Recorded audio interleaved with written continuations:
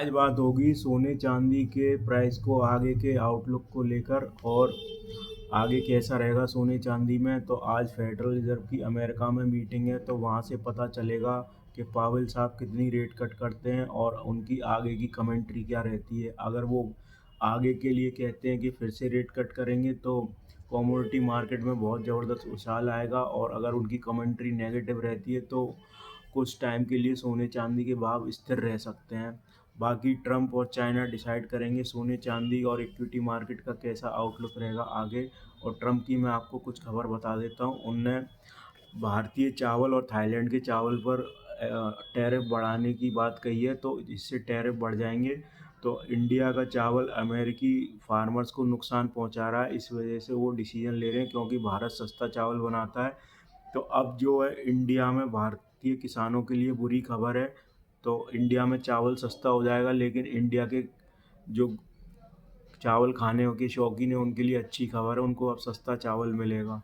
बाकी ट्रंप ने एक 90 साल पुरानी संस्था है एफटीसी, उसको अब ख़त्म कर दिया है, और सुप्रीम कोर्ट भी इसके फेवर में था। और इससे क्या होगा, अब ट्रंप जो है और भी ज़्यादा इंडिपेंडेंट डिसीजन ले पाएंगे एक्सपोर्ट इंपोर्ट नीति को लेकर, व्यापार को लेकर।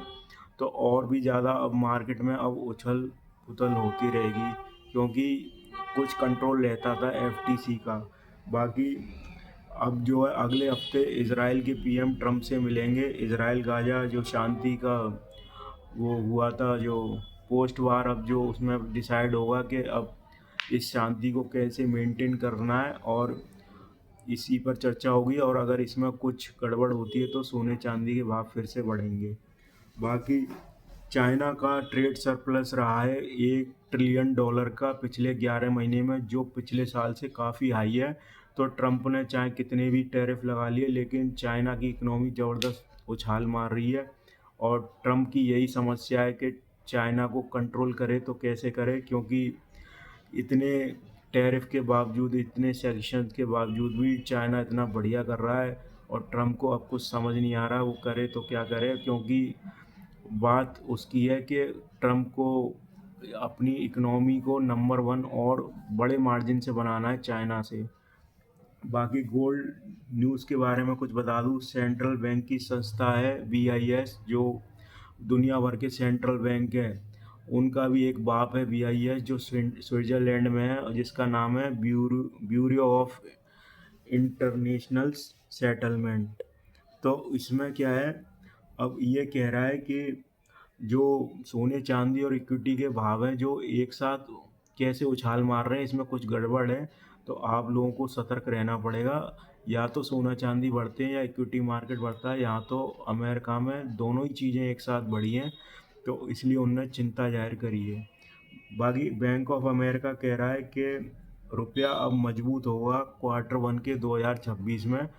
तो अभी 90 रुपये का रेट चल रहा है $1, और तो वो 86 रुपये का रह जाएगा। तो ये अच्छी खबर नहीं है जो भारत के लोग एक्सपोर्ट करते हैं, क्योंकि फिर उनको 90 की जगह 86 रुपया मिलेगा। लेकिन इम्पोर्ट वाले के लिए अच्छी खबर है, क्योंकि फिर वो इम्पोर्ट करेंगे तो 86 रुपये देना पड़ेगा 90 की जगह। बाकी सिल्वर में ये हुआ है कि पिछले हफ्ते 100 टन सिल्वर जो है भारतीय ग्राहकों ने बेचा है फिजिकल मार्केट में, जो कम से कम 6-7 हफ्तों में बिकता है। वो उन्होंने एक ही हफ्ते में 100 टन सिल्वर बेच डाली अपने घर की। अब वो उस पैसे का क्या करेंगे, या तो वो सिल्वर ईटीएफ लेंगे जो 10-12 हज़ार रुपये सस्ता है फिजिकल मार्केट से, या फिर वो अपना एंजॉय करेंगे, कुछ भी कर सकते हैं। तो सिल्वर की थोड़ी लिक्विडिटी आई है इंडियन मार्केट में, क्योंकि एक साथ इतनी सिल्वर बिकी है। और गोल्ड न्यूज़ में आपको बता ही चुका, और ट्रंप का बता ही चुका। और बाकी जो है अब एनवीडिया चिप भेजेगा अमेरिका को। अमेरिका ने, ट्रंप ने कह दी है कि चाइना अब चिप लेगा एनवीडिया की।